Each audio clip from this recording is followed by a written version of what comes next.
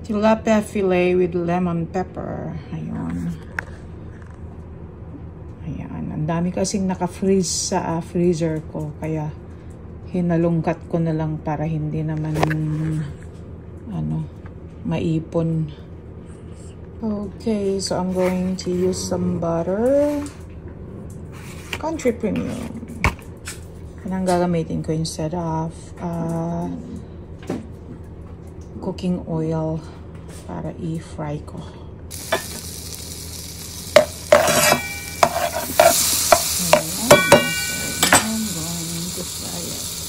Ang bango kasi may na siya, may sarili na siyang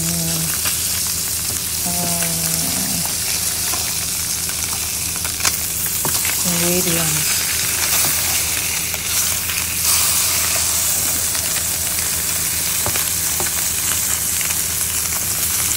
Right?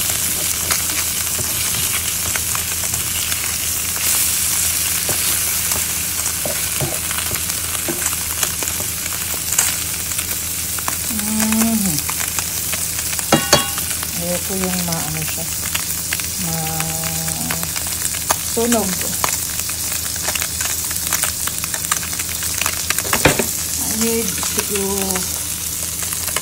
and after that they will be cooked.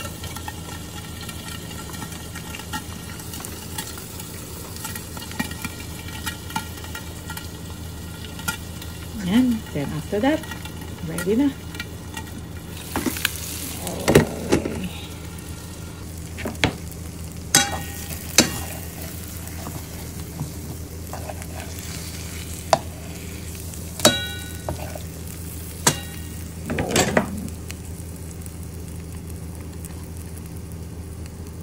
Yun, kain na.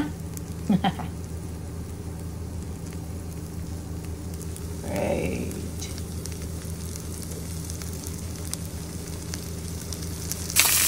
Maduro. Okay lang, importante masarap. Yun, nilagyan ko ng bacon bits on top. And then, yung beans. Yan na lang ang kanin ko. I don't have any kanin. So, okay na yan. Kain tayo mga anak. Yun, kakain na ako.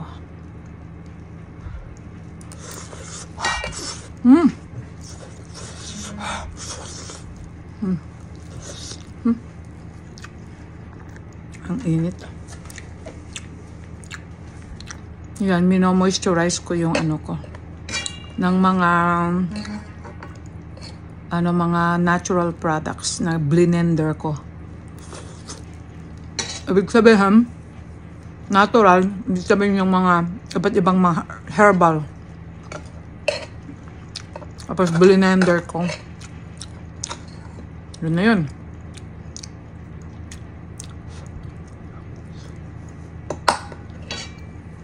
Mas maganda kasi pag natural, kaya shiny siya.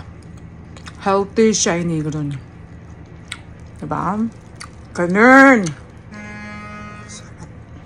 Sarap ng tilapia.